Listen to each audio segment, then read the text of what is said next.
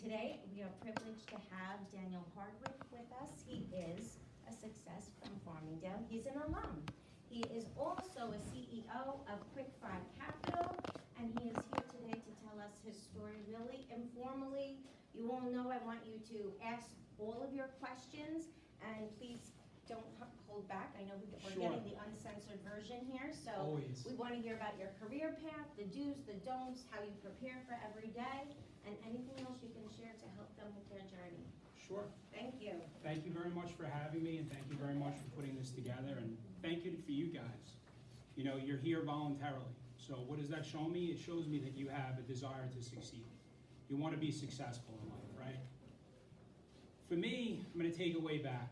You know, as a kid, single mother, father was never around, really was never around because he wound up in prison. 10 years old, I was lucky enough to have my stepfather, which, make no doubt about it, he's my daddy. You know, he stepped in, he took care of me, he took excellent care of me, showed me the way. As a kid, I was very mad. I was angry at the world. Why am I here? Why was I born? Why do I have to go through all these trials and tribulations? And you can make excuses, or you can make money, but you can't make both. So, my stepfather rather, he led me in the right direction. You know, he enforced not only going to school, but doing my best with everything that I did. Made me play sports, did it year round, did it all through high school. Like many of you, in college, I had zero clue what I wanted to do. Nothing. Started out pre-med, here I am, right? Wandered around aimlessly. I worked very hard my first semester, got a 3.71, this was at Stony Brook, busted my butt to get those good grades, and turn around the next semester, I wound up dropping down to a 2.5. I was lost, completely lost. So I knew that I had to make a change. I decided to come to Farmingdale because of the smaller class size, the interaction with the professors. When I went to school in Stony Brook, these classes, they were like 2,000 people. I couldn't talk to a professor if I wanted to. Not only that, a lot of the people that I was dealing with, they didn't have any type of real life world experience. So everything that they were trying to teach me, it was something that they read out of a textbook the next day. Now, I'm not pigeonholing anyone. There's obviously great professors at every school. But when I came here, it was completely different. You know, the professors genuinely cared about my success. They wanted to help me out every step of the way. The class size, like this, was much smaller, was more interactive. And I felt at home. I really did. It also enabled me, because I was much closer to home, to be able to work 5 days a week and also to go to school full-time, 12 credits. Stacked all my classes on Tuesdays and Thursdays, studied nights, got 4 hours of sleep, got a great education here with a 3.91, made money all along the way, and I graduated college with 0 student debt. Now, am I going to tell you it was easy? Absolutely not, but guess what? Life ain't easy. It's just not. You're only going to get out of it what you truly put into it. So right now, don't worry if you don't know what you want to do out of life. Just make sure that everything you do, every step along the way, that you're putting your best effort into it, and you will succeed. You have to have a desire to succeed.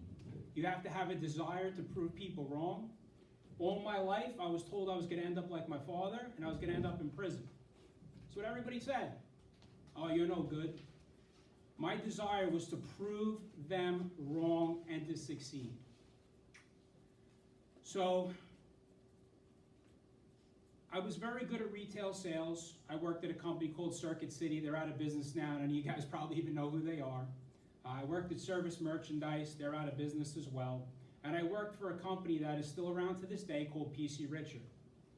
Excellent company, excellent business model. Their customer service is second to none. But I knew that I wanted more out of life, even though I was earning 6 figures selling consumer electronics, that I really wanted to take my life to the next level. One day, a gentleman came in, sold him a bunch of different products. On the way out, he hands me a business card, and he says, look, you got to come in, check out what I'm doing. I'm in financial services. I'm making a ton of money. This would be great for you. So I'm like, all right, financial services. Anybody ever see Wall Street or The Wolf of Wall Street? All right. It wasn't like that with all the debauchery or anything like that, but everybody was selling on the phone, and it was very intimidating. I was great face-to-face, did very well with it, but getting on the phone was very scary. Selling over the phone is something entirely different. Why? Because if somebody doesn't like what you have to say, what can they do? They can bang it on you, right? Hang up the call, that's it. So I went through a lot of trials and tribulations in that industry. I got my Series 7, got my Series 66, got my life accident and health license. All during that time while I was ramping up, they weren't paying a salary. So I was also working on the weekends. I ran a pretty decent sized bank account into the ground to zero. To the point where when I was 24 years old, I wasn't able to pull $20 out of my checking account. Does anybody know where the newsstand deli is? Is that still around? Right here on Route 110? Went in there and literally tried to pull $20 out of my checking account, and I had $16.67 left in there. Burst out in tears, just started crying. So doors close, walls close in on you, but if you really truly believe in yourself and you forge ahead during those difficult times, paths are going to open up for you. Robert Plant from Led Zeppelin, he said one day, he said that although the course may change sometimes, the rivers always reach the sea. So you may go like this with your career path, but as long as you get to your final destination, that's all that truly matters. This gentleman calls me up as I walk out and he says, "Danny, you still doing the stockbroker's thing?" I said, "I'm giving it my all." He said, "Well, I got out." This was someone that I was training with. I said, "I'm working for a company with selling health insurance." I said, "You lost me at health insurance." Had no desire at all to sell insurance. He said, "No, you don't understand. It's all done directly over the phone. And it's much easier than selling what we were selling before." I said, "Well, how's the money?" He said, "I made $6,000 last month." You know, granted, this is 20 years ago. That was a lot of money. Still is, kind of. So I said, "Now you have my interest." He sat down, he got me in, and within the first month, I was the top producer of the organization, and literally did 40% more business than the next person closest to me. 36 months there, top producer, became the managing director, hired and fired over 1,000 people. I would still be there to this day had they not closed down in 2013. So again, walls closed in on me. Business that I'm making a tremendous amount of money in, a residual that I had built up over the course of almost 10 years. Now those doors close. Here I am again, square one. What do I do now? Rebuild yourself, reinvent yourself. So I know a lot of you guys are saying, "Oh yeah, that's well and good," but you need to go out and you need to talk to people. One of the most difficult things, and I feel for you guys, is technology, right? Technology is one of the greatest things in the world if you're using it to your benefit. But one thing that's limited now is the interaction, person to person, communication skills. I went out and talked to every single person that I felt was successful. Success, it's a copycat business. Success breeds success. If you want to be successful in life, you got to find people that already are. Make them your mentor. Emulate what they do. And then your goal should be to turn around in one day, improve upon it, and surpass them.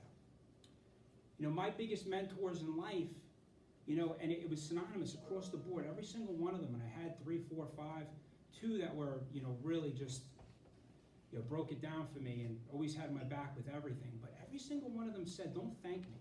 Pay it forward." So I know something you guys want answers to is, you know, what's your passion in life? My passion is to help people. You know, it's great to make money for yourself, but when you could turn around and you could teach others to be successful and teach them how to make money, feed their families, pay their mortgage, there's no satisfying feeling that's better than that. You know, if you're going through a struggle right now and you're having a really difficult time, I see some of you guys are taking notes, and that's great. Just as a little bit of a sidebar, we only retain 10% of the information that we hear for the first time. The other 90% goes out the window. So, and again, don't worry about it right now. But in life, whenever you're in a meeting, take notes, take good notes. This way you can go back to it. If you write it down, you're 90% more likely to remember that information. Every single one of those mentors told me to pay it forward. Something called RAK. It's called Random Acts of Kindness. Anybody ever heard of it before? So random act of kindness. If you're going through a very, very difficult time, find somebody else that's doing the same, give them $20. Go out and get 10 Starbucks gift cards or just put them on people's windshields. You do that, the universe is going to have a way of corresponding to your actions, and they're going to turn around and they're going to bless you for it. So that's really my passion in life. A year after I had gotten out of the insurance business, I got into business financing, which is the industry that I'm still in now. I worked for an organization for about 2 years. That organization was very well run, but the people that owned it, the CEO and CFO, they were brothers. They sold off the business, so I had to leave there. And then I said to myself, do I really want to go out and work for someone else, or do I want to work for myself? I had an amazing wife, still do, amazing family that believed in me. They stood beside me, they encouraged me, and they told me that you can do this. And here I am, 10 years later, still with Fi Capital, doing very, very well for myself and for my family. Lisa, I know there were some questions that you wanted to ask, right? Yes, absolutely. So, can you tell us about, let's see, certifications? Right. A lot of, so everyone knows here that I work with the interns, I go out to all the sites, visit you and the supervisors. And it seems that if you want to get into the financial industry, insurance is the first step. So tell us about these certifications. A lot of them have to pass the test within the first 2 weeks.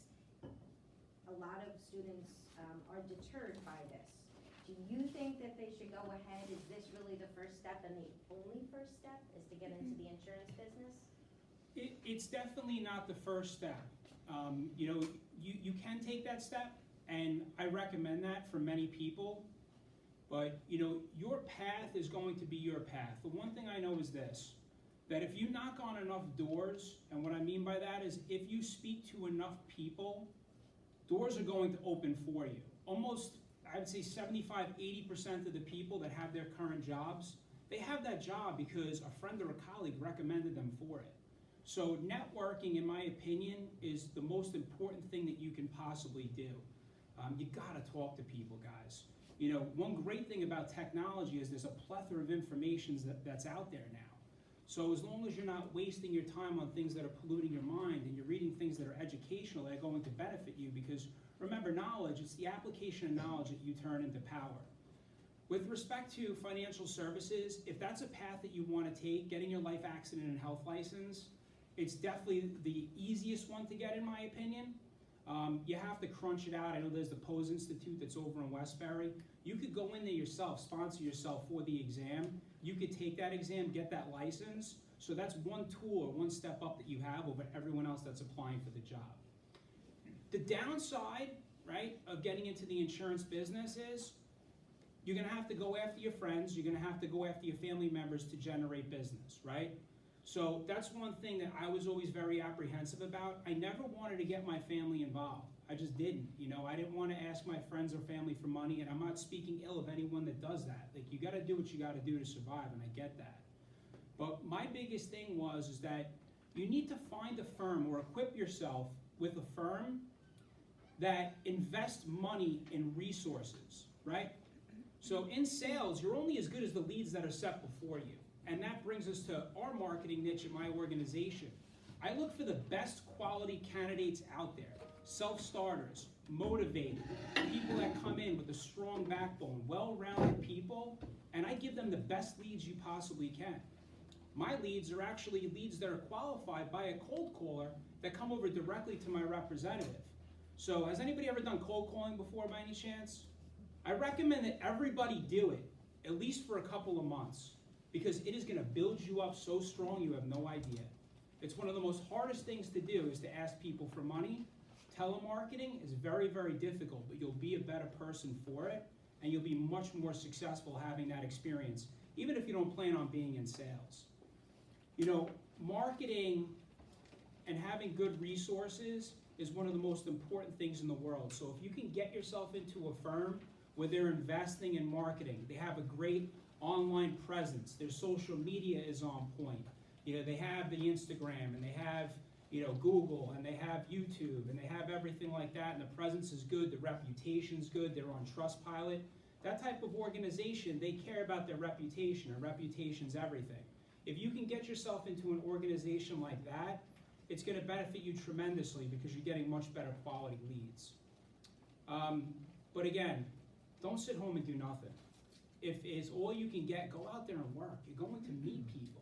These people are going to open up doors for you as long as you're working hard and they see that you have talent. Can you tell us about some of the red flags on interviews, and what do you think when you see a resume where a student is not working while going to school? Great question. I'm very glad that you brought that up. So with me personally, I want someone that's continuously doing something. And it starts from when you're in high school. I have 3 daughters, God bless me. Every single one of them, they play sports year round. 2 of them are red belts in Taekwondo. The 4-year-old's just starting now. I encourage my kids to join every single club, take part in every extracurricular activity, play every single sport that you can.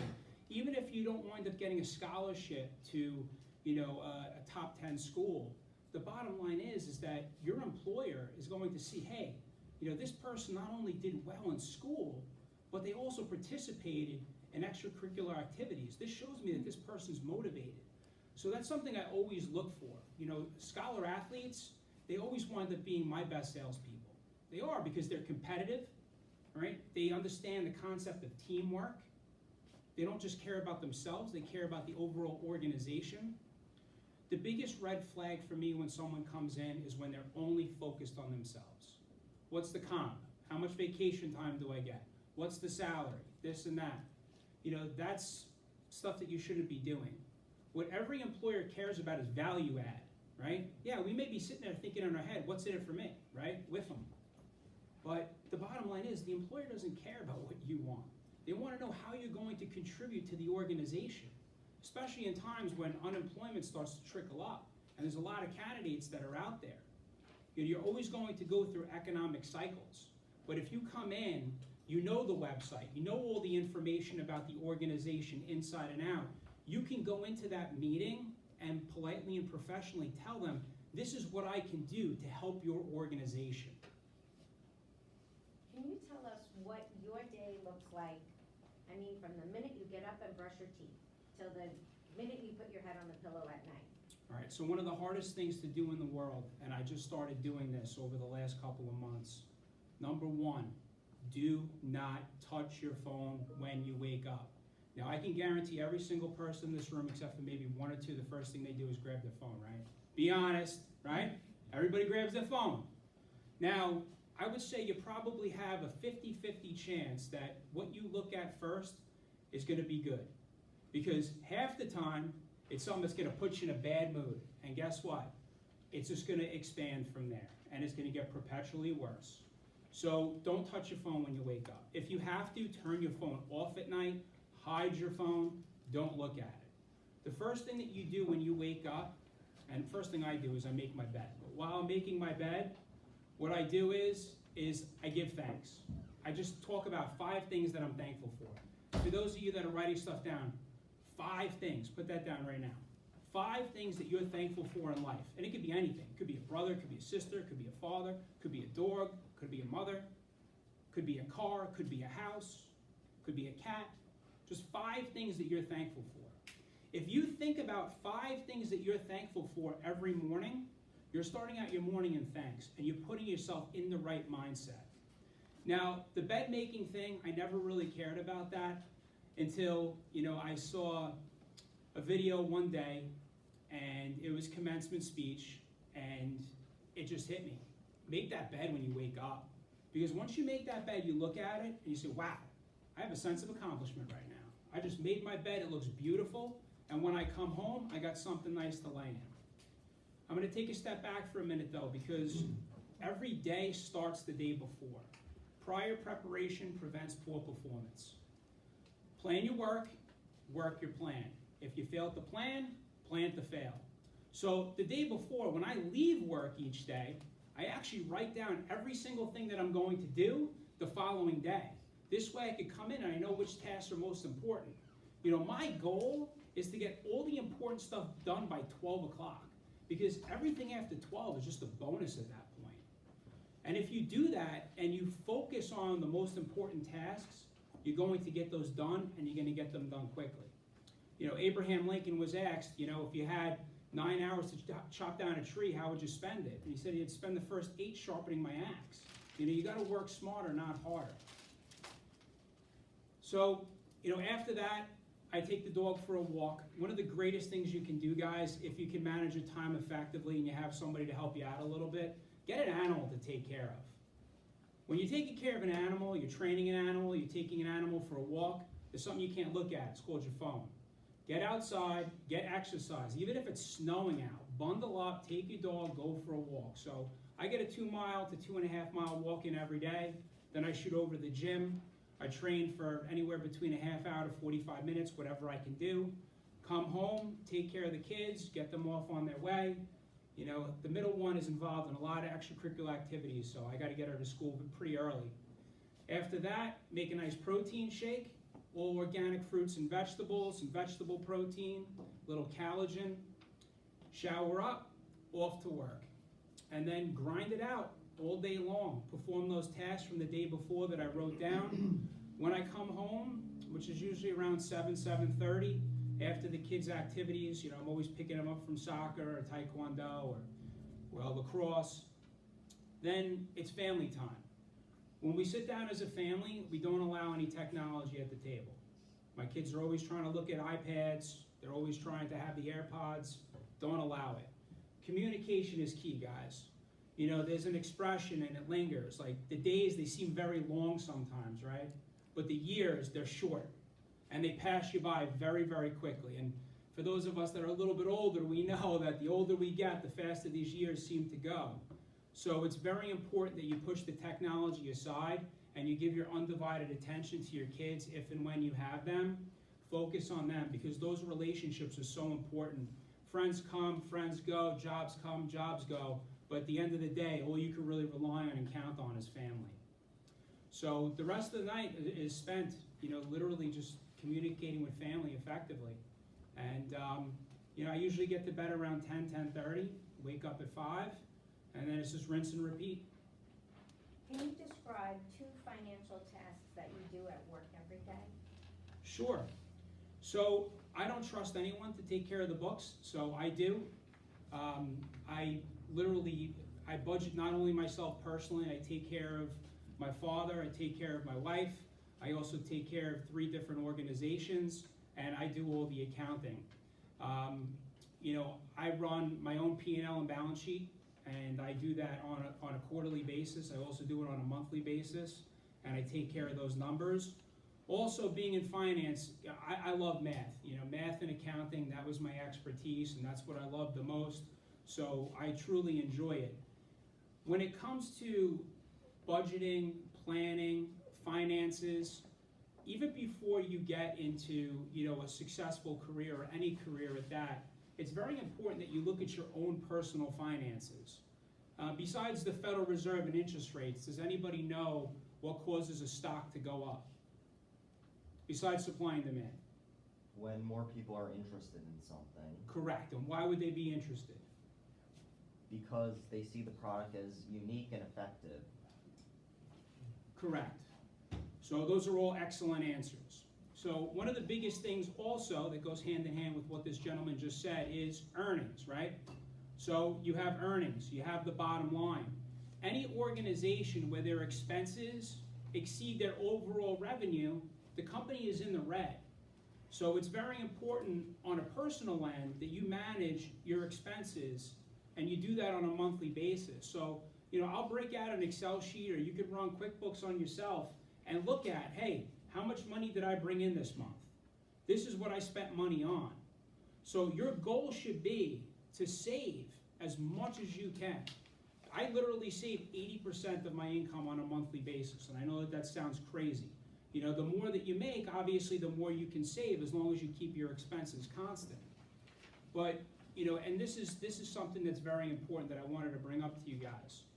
Right now, if you're able to save yourself $500 a month and put it into an index fund, Since 1990, the stock market has given you about a 10% return on an annual basis. If you take that $500 and you put that in there for the next 10 years at 10%, you're going to have roughly $100,000.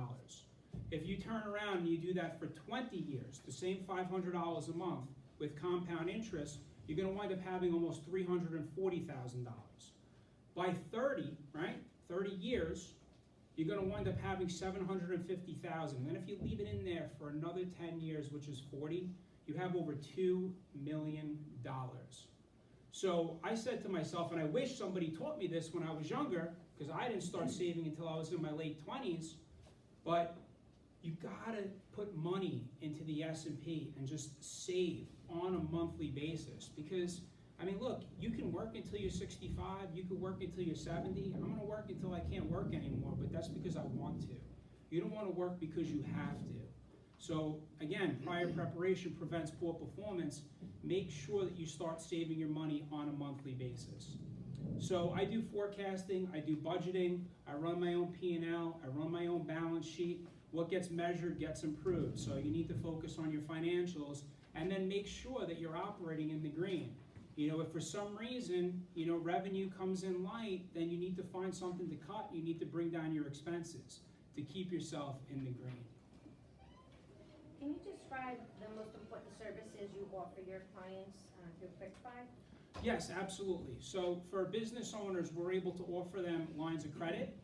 We do equipment financing as well as leasing, which is, you know, a 3 to 5 year program with a monthly payment. We're also able to offer them term loans. We have an affiliate partnership that's available for credit repair services. You know, besides, you know, investing your money, always take care of your credit. Always make sure that you're paying your bills on time.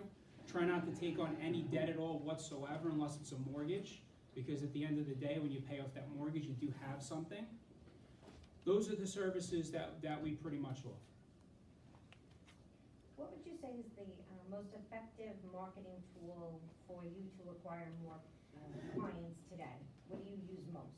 Absolutely. So social media has become tremendous. You know, investing in social media marketing and improving your internet presence is very, very effective. But we do telemarketing. We buy qualified leads. We telemarket. We re-qualify, and we sell to those clients. Referrals is absolutely huge. If you service people and you service them well, you'll be able to generate additional business on top of that. You know, Brian Tracy from the Psychology of Selling, he said that if you cold call for 3 months, that at the end of that 3 months, you should never have to make another cold call again, as long as you go after your customers the right way and you go after referrals. So referrals is huge too. Email marketing campaigns is big. You know, you need to spend your time, make sure you hire the right person to take care of the social media marketing as well as the email marketing, but that generates a lot of leads as well. You know, it's a constant metamorphosis. What I'm telling you works now may not work a year from now, 3 years from now, 5 years from now. The key is that you have to be in tune on what's going on with the economy and what's going on in your industry specifically. So it's very important that you read. If there's any type of forums or any type of you know, books or magazines or publications that come out in your industry, read as much as you can. Okay, so are there any organizations that you're part of, any professional memberships that help you? I don't, and I know that I should.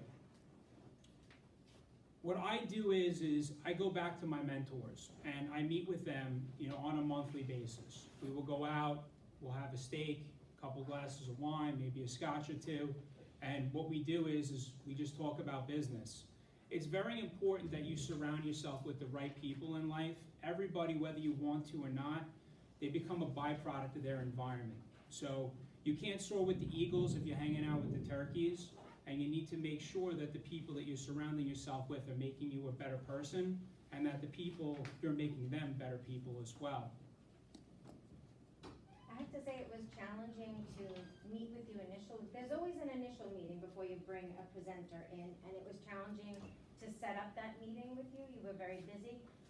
And one of the reasons he was very busy is because right after our call, he was heading out to one of those lunches with your previous mentor. I remember Correct. you telling me that. So it's one thing to have someone come up here and speak to you, but I'm telling you that he was actually doing that right after we spoke, so he is definitely, living what he's talking about. I'm gonna ask you this. And Tell us about, go ahead. no, I'm sorry. And I'm actually meeting with them as well tomorrow. Oh, great. So in a way, you have created your own group, Absolutely, and that speaks volumes to me. absolutely. How do you stay current on the trends in your industry? That's part A. And part B is, or maybe I should hold off on part B. Let's do that. How do you stay current on today's trends? What do you read? What do you look at? I know you have these conversations with your mentors. So there's a publication that comes out, and they publish blogs from time to time that I read just to stay up to date on what everybody else is doing in the industry.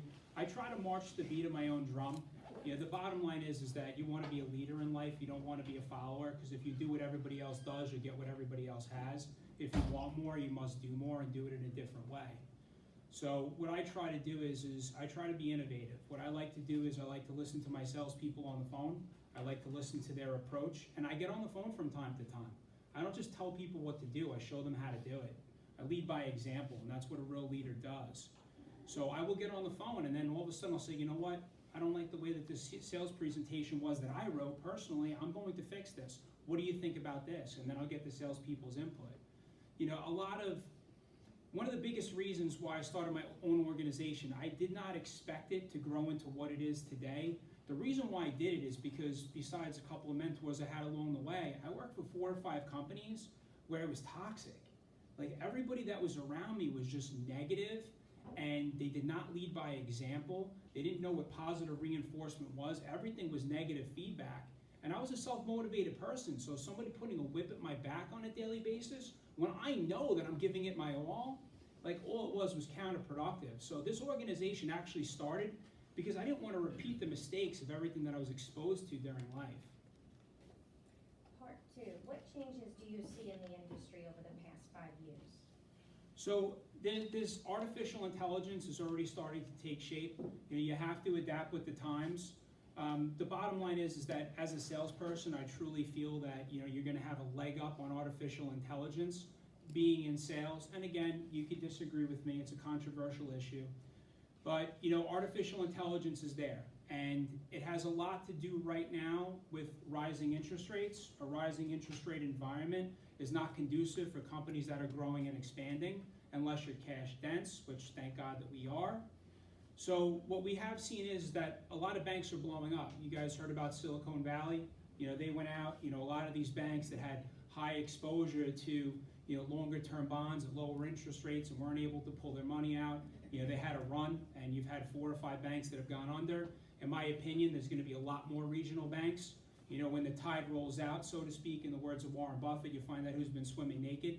A lot of these banks, even with the stress test, they didn't protect themselves. So, the bottom line is that there's more damage that's going to occur. But, inflation was through the roof. When you're spending $10 for eggs, the only way to bring inflation down is to have a tightened monetary policy. So, we've seen that coming. We made the necessary changes that we needed to. And you tighten up. You have to do that during times. You have salespeople that get it negged out. And I tell them, I said, sometimes you don't have to work as hard. You make a heck of a lot more money. And sometimes things are going to be a little bit harder, and you have to work a lot harder to make the same amount of money. And now is just one of those times. The key is don't change your process. Don't get down on yourself. Stay positive, and this too shall pass. This is more on the personal side, but a lot of students feel that they're not interested in reading like books. Even though you don't realize you guys are reading more than we ever read, because you're reading on your phones, that actually counts. But are you more of a book reader or an auditory learner? And is it okay to do it either way? What do you think? 100%. You have to do what works for you. What works for me may not work for you guys. I've read a ton of books through the years.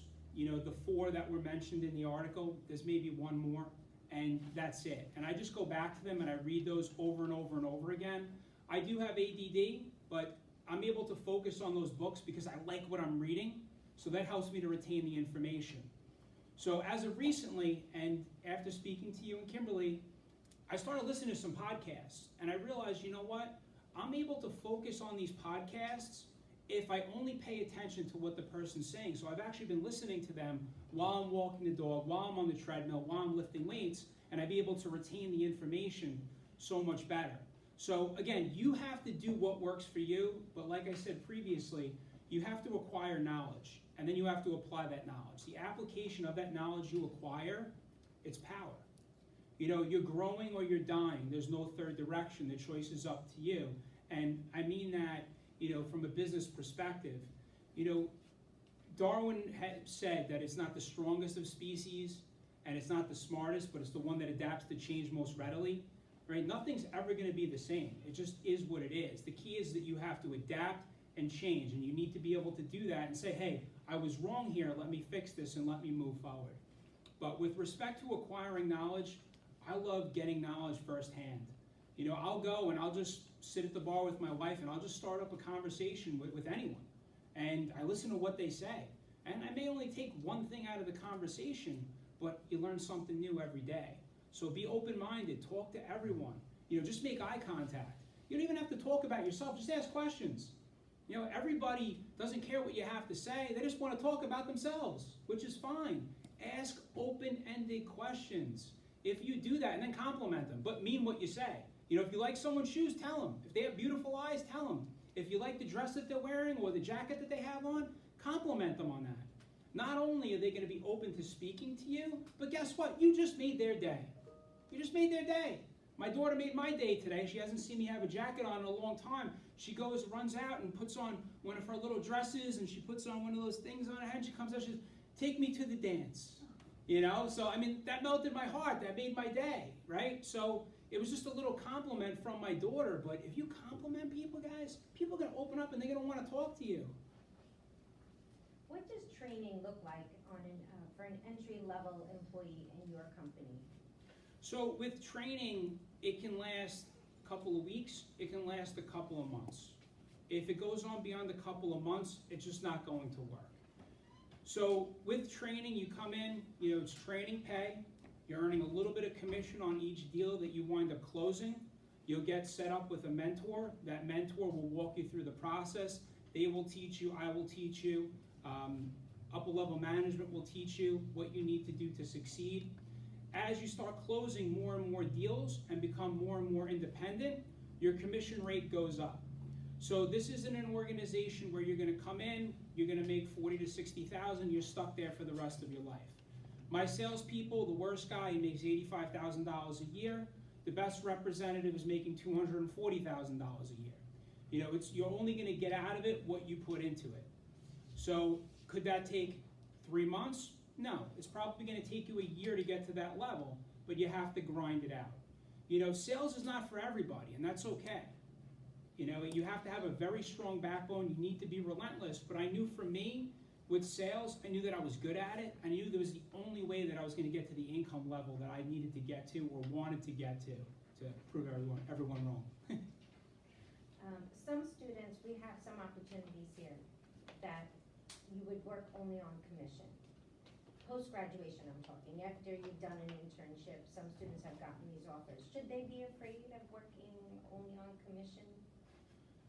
I did it my whole life. I mean, I never had a base salary that was more than, you know, $500 a week my whole entire life. Even when I was a managing director, the way that I got paid was I had an override on everyone that was in the room. So I was never a big base salary person. What I can tell you is that the greatest opportunities in life can start out making absolutely nothing. Did anybody read Think and Grow Rich by any chance? You did. Excellent. So if you remember in the story there, gentleman worked for free. But the bottom line is that the amount of knowledge that he acquired during that time prepared him to be a multi-millionaire. So I would not shoot it down. I would go in there and I would grind it out. You know, and that's why it goes back to how important saving is. You know, when you have a nest egg, and you should always, this is another thing that's very important. If you take anything out of this meeting, write this down. You need to have a 6-month emergency fund in the bank cash. Because God forbid something happens, you're not going to be going crazy and you have that egg to pay your bills for the next 6 months. Once you have that, start throwing $500 if you can do more. open up a TD Ameritrade account, invest in the S&P index. So you need to have those emergency funds that are in there, or you need to really truly believe in yourself. So when you go off and you make a committed decision, which is the force that changes and shapes your life and your destiny, you need to burn all bridges behind you. So what that means is you step across, this doesn't matter anymore, and you say to yourself, I'm going to succeed, and there's no ifs, ands, or buts about it, and then you press forward. So you really truly need to believe in yourself, and you got to work your tail off to succeed in that industry. But I will tell you this, there's a lot of businesses are great, but you're going to get to a certain threshold where you're not going to be able to get over it, and you cap out and you burn out. When you have commission sales, sky's the limit. You have no roof over you. So that's where you can really explode and get to the next level. That's great advice. So the last question I'm going to ask before I open this all up to our students to ask questions is, can you tell us about your greatest challenge, either with a client, an employee, someone that you work with?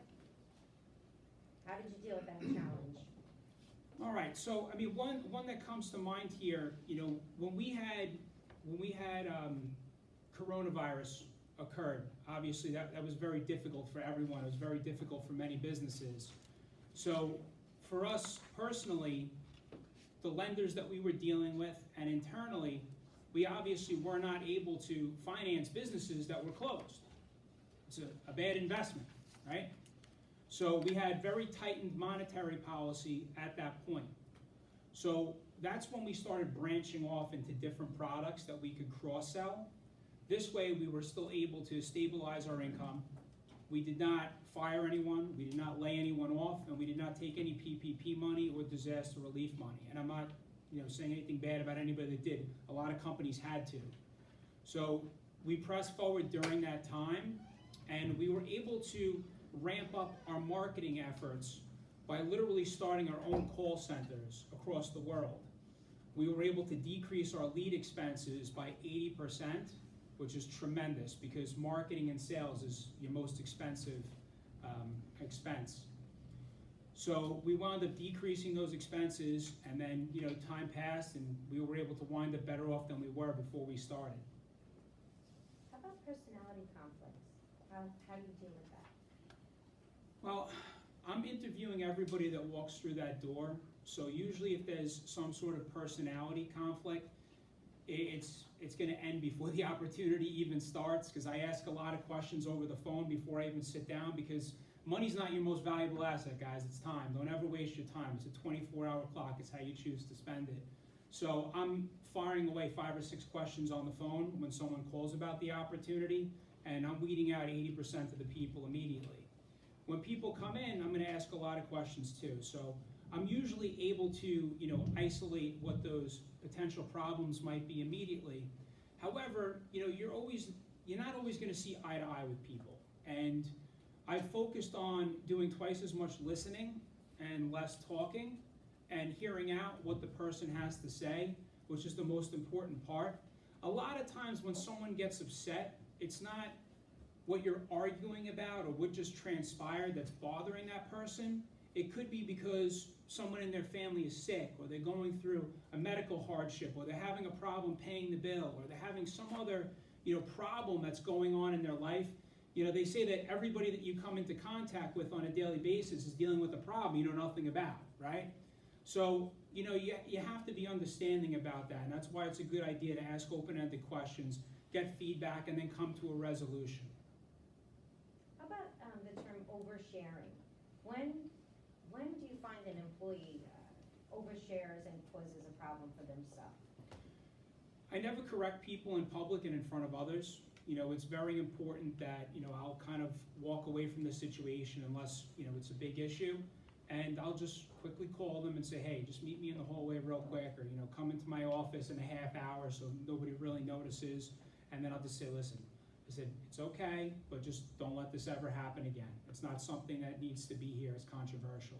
You should never be discussing politics or religion or anything that people have different beliefs on, because guess what? 50% of the people that you're talking to about it aren't going to agree with you. So why would you want to eliminate 50% of your prospects or 50% of your friends or, you know, 50% of your employees? It's just something that you shouldn't be doing. So, does anyone have questions? This is a great opportunity to network.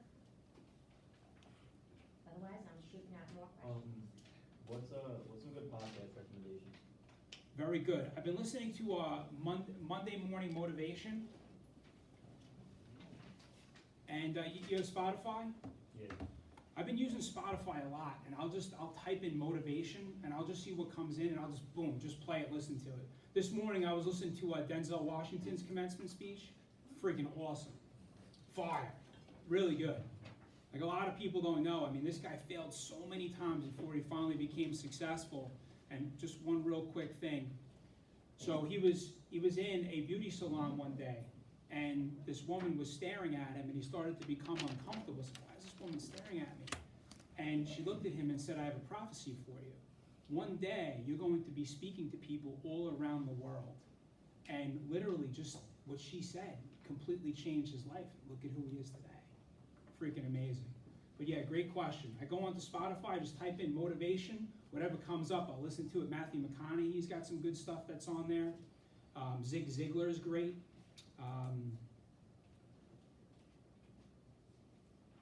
Les Brown, he's really good too.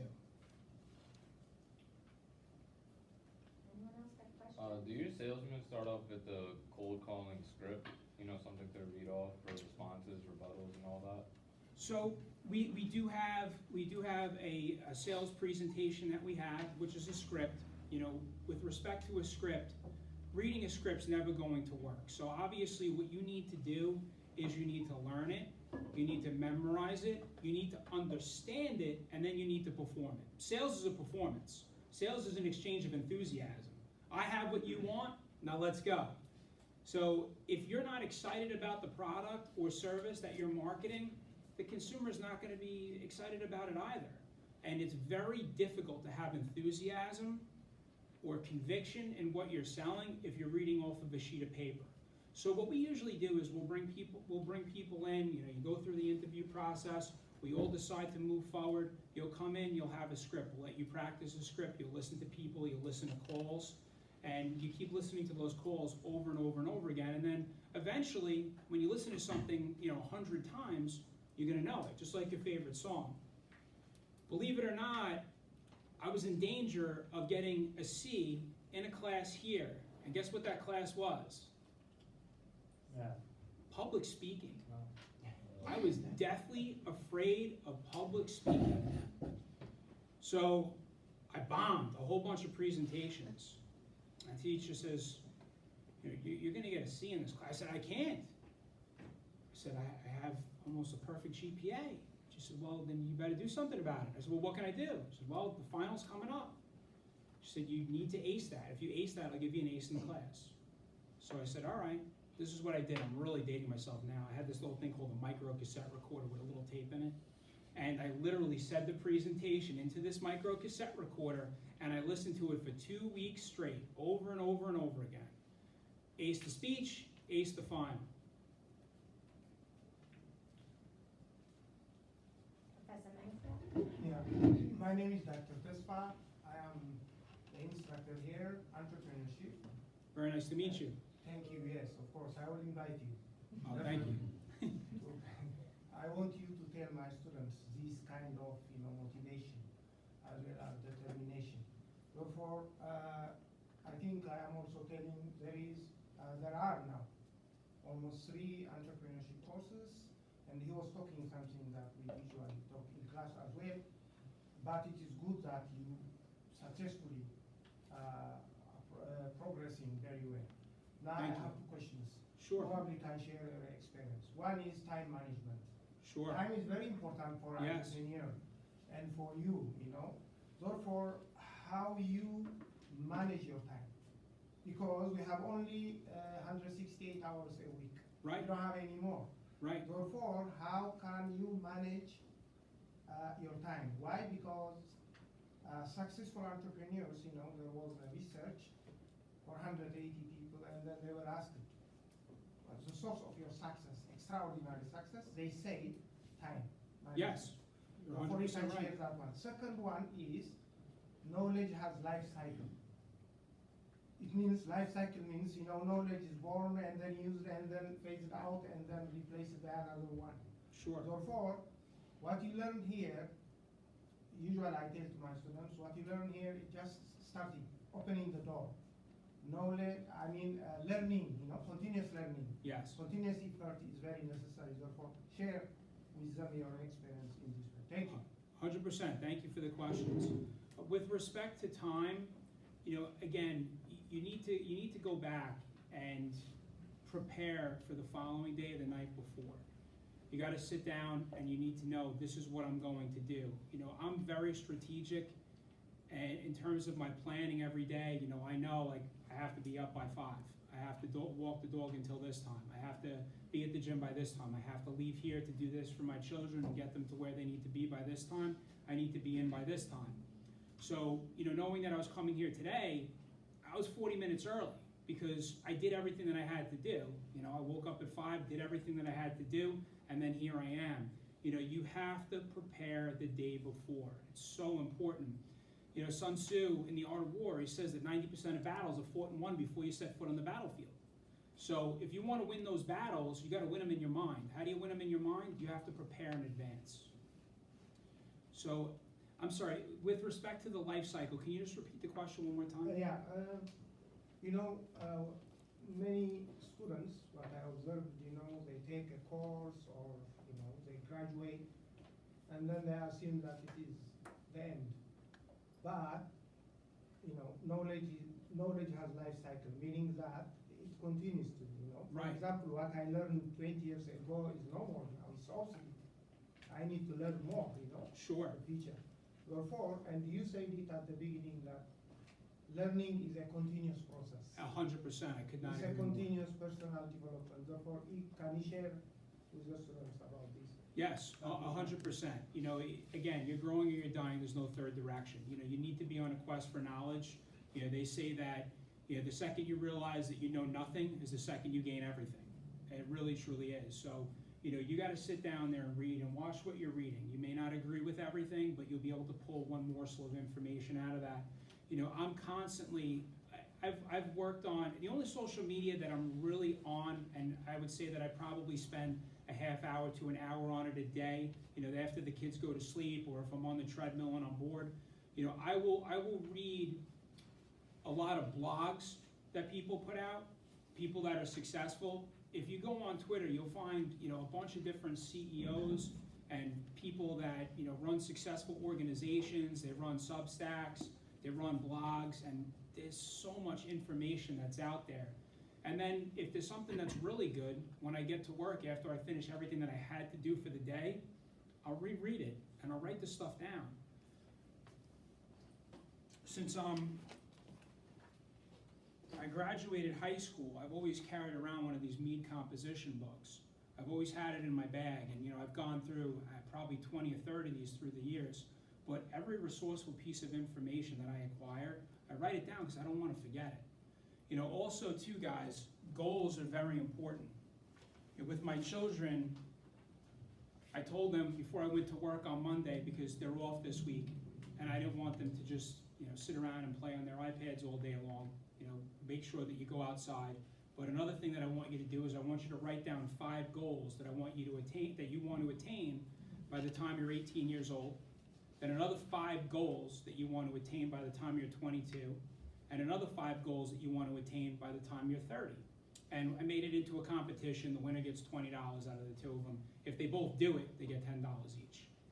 The reason why is because I read, and at 18 years old, when I was wandering around aimlessly trying to figure out what did I want to do when I grew up, that a study was done at Harvard, and they took a survey of 100 MBA graduates, and they wanted to find out who had goals that were written down, who had no goals.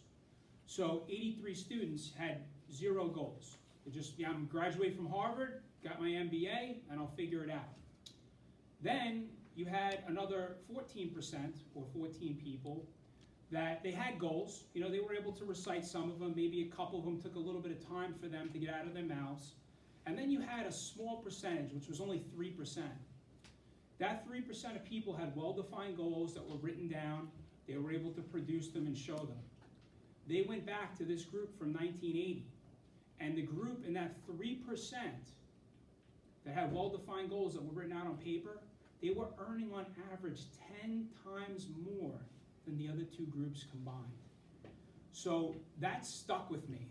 I write down my goals on a daily basis, weekly basis, monthly basis, annual basis. Don't wait for a new year to roll around. New Year's resolutions are BS. You can agree with me all you want to. But if you want to change, change happens in an instant. You start it now. Write down your goals now. So that's why, remember 5, right? We talked about 5 in the beginning. 5 things that you're thankful for. When you get out of here, write down 5 goals. 5 goals. What you want out of life. If you focus on what you really want out of life, you're going to attain it, right? If we focus on negativity, guess what? We're going to be surrounded with negativity because we always get what we focus on. If you want to focus on being successful, surround yourself with people that are successful. Your income is an average of the 5 people you spend the most time with. So my mentor, yeah, this guy's making $4 or $5 million a year. So is his brother. He looks up to another mentor. This guy's making $50 million on an annual basis. House in Upper Brookville. I try whenever I can to get around these guys. Because again, money's not the most important thing in life. You know, money doesn't define success in my opinion, but I want to get to that level. So I'm going to surround myself with winners. Because winners work with winners. Where did you find your mentors, and how did you know that they were the right mentors? Great question. So I believe in the law of attraction. I know you know what that is because you read the book, but the law of attraction, when you want something so much and you focus on it over and over again, you believe that you can achieve it, you draw it to yourself. You know, when you say things out loud, affirmations, you're giving your subconscious instructions. And then it turns around and winds up manifesting itself in real life. So I prayed to God, and I kept saying it out loud. I know that I'm going to be successful. God, put somebody in my path that's going to change my life. And that's when I met Ray, who brought me into the financial industry. That's how it happened. I just kept saying it out loud. And then boom, came into the store, bought a bunch of stuff for me. And that's after, you know, every person that walked into PC Richard, I would, you know, build a relationship with them, ask them questions, try to network. I'd be like, hey, how'd you get into the position that you're in? And just look them in the eyes, listen to every answer. Wow, that's great. And I really meant it because I wanted to be like them. So then after, you know, and Ray, I would have stayed with Ray, but he wound up going to another organization, wasn't able to bring me in. Plus I ran out of money, so that's when I started at the other organization. That other organization, those 2 mentors were brothers. They ran the organization. I worked with them for 10 years. But I truly believe that God put them in my path for a reason. So, you know, whether you want to call it spiritual, if you want to call it the Holy Spirit, you know, again, it's all about your personal beliefs. But you have to listen to that still voice inside you. Like, you have to sit there, drown out everything, put your phone down, and listen to what your heart's saying, or listen to what's inside you. If you're around someone and you start feeling uncomfortable, it's for a reason. Like, extricate yourself from that situation and get out of there. And that goes for any type of relationship in your life. You know, if inside you don't feel right about it, don't do it. You know, when I was a kid, I got into a lot of trouble. But you know what happened? You know, I felt bad about the things that I was doing, and I knew that they were wrong, and I went against the Holy Spirit or my inner conscious, and all it did was lead to turmoil. So you have to sit there and you have to listen to yourself. Is this right for me? If you feel uncomfortable about it, get out of there. And I don't mean that with respect to business, all right? You know, change doesn't happen in your comfort zone, guys. You know, if you want to be successful in life, you got to go way past your comfort zone. You know, you've heard that expression, there's not a lot of traffic in the extra mile. If you want to be successful, you got to go the extra mile. You got to do what everybody else is not willing to do. It's the 1% of people that do that attain all the success. How much importance would you attribute school to your success?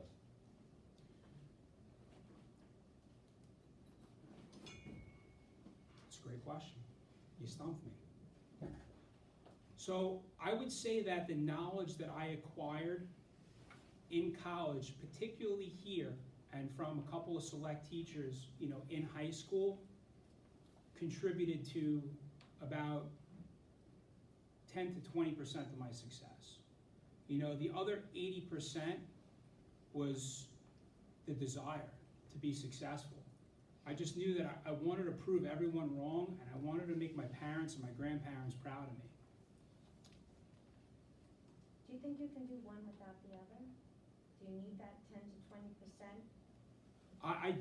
I don't think that you could do one without the other, because even if it didn't attain to my, eventual success, the bottom line is that I acquired so much knowledge, and again, that application of that knowledge is the power. So, the bottom line is that, you need to have that knowledge in order to succeed.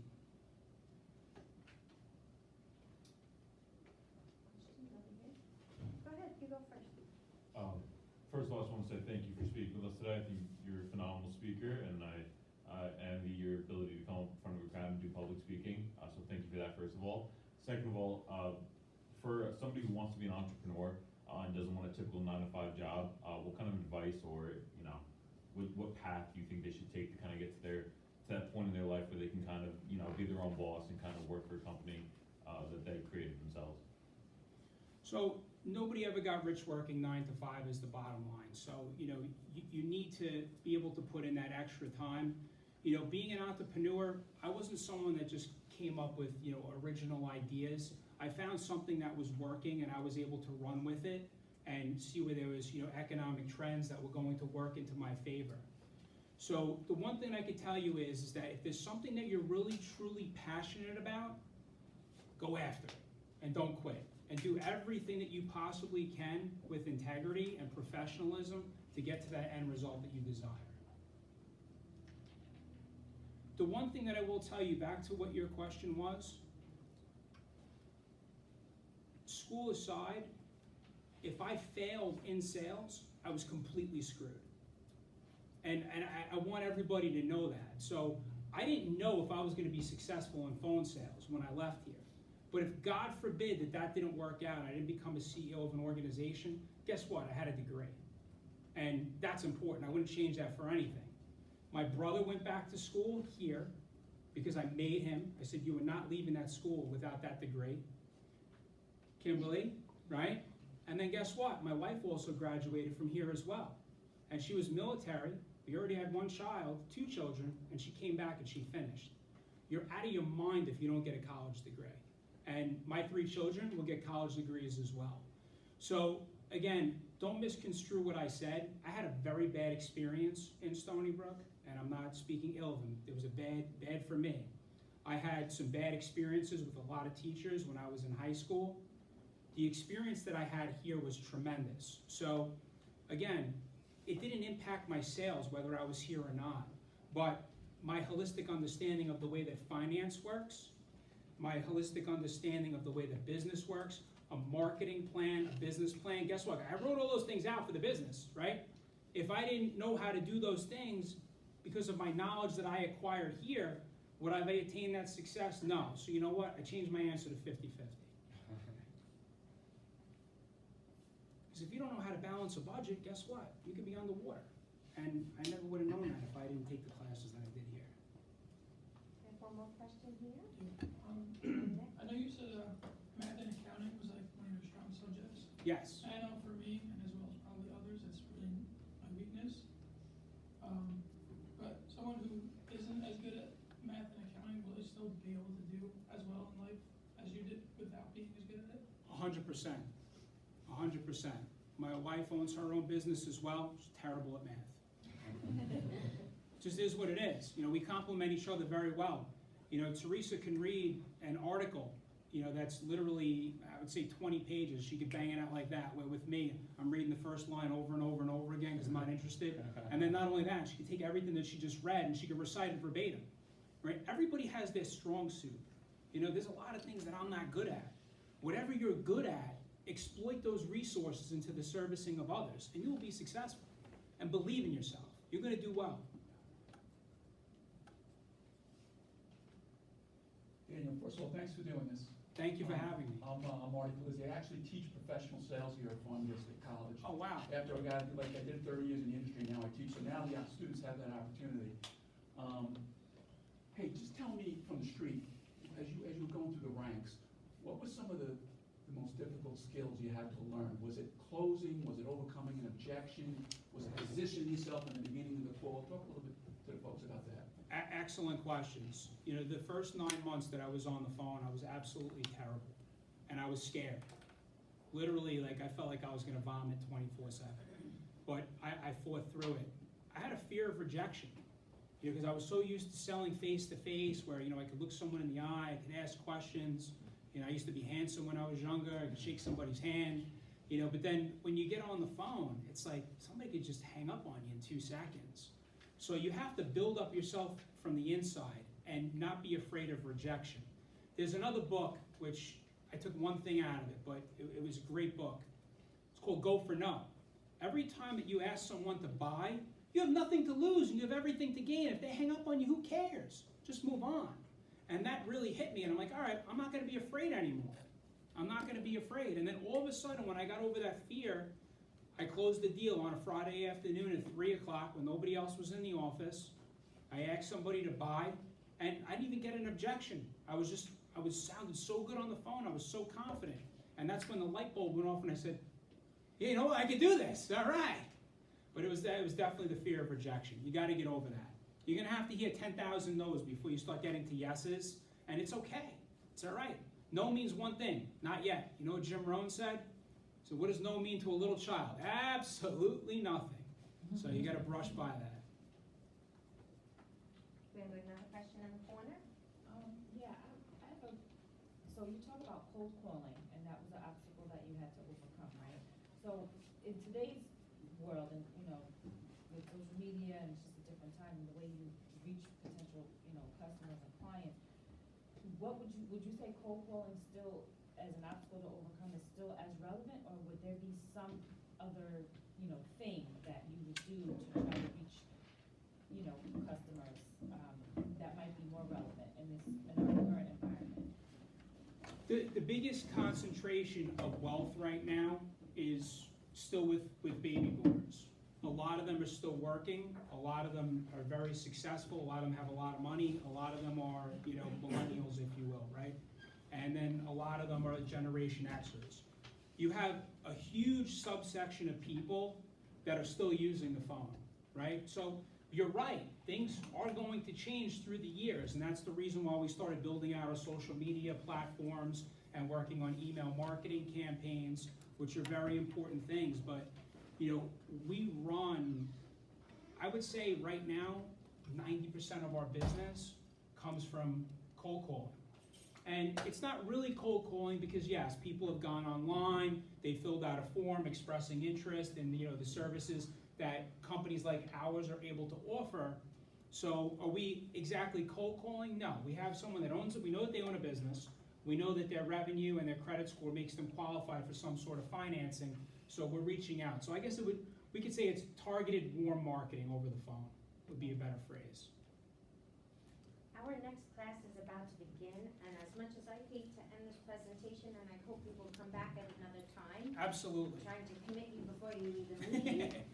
I just would like everyone to thank you, and there's someone else we need to thank in the room. Our Dean's Assistant, Kim Foreman. This is her brother, and she made this entire presentation possible, so thank you.